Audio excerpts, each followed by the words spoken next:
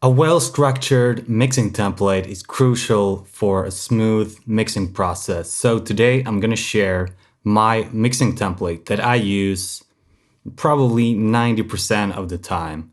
So this video will consist of two parts because I figured that it's a lot of things to cover here. So hence why the video will be in two parts. So this is part one.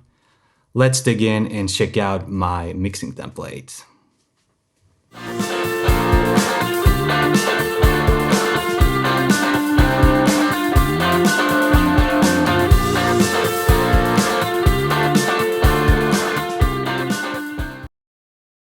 So, I've developed this mixing template that I'm fairly pleased with.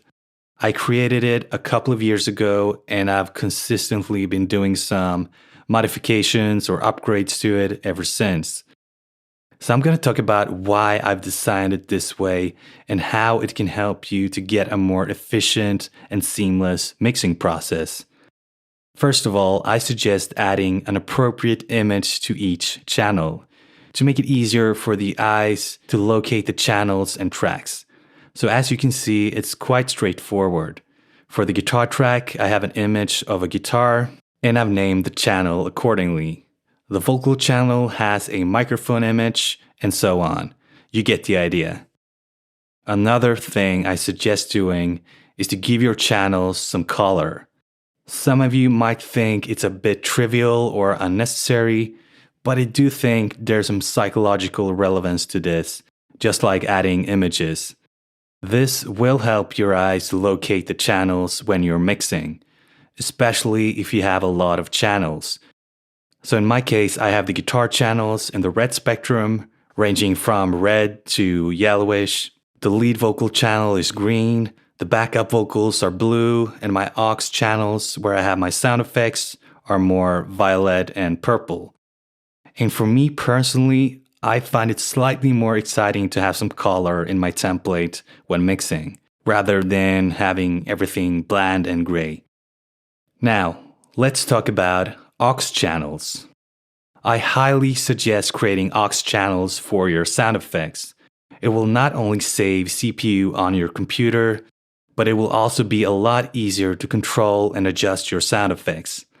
So if you need reverb, for example, you can simply go to Options, create new auxiliary channel strip, go to Input, choose a bus that you're not using, and add the desired sound effect on your aux channel.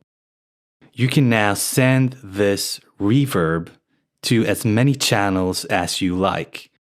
So let's say you want this reverb on your vocals. Go to Send on your vocal channel and choose the relevant bus.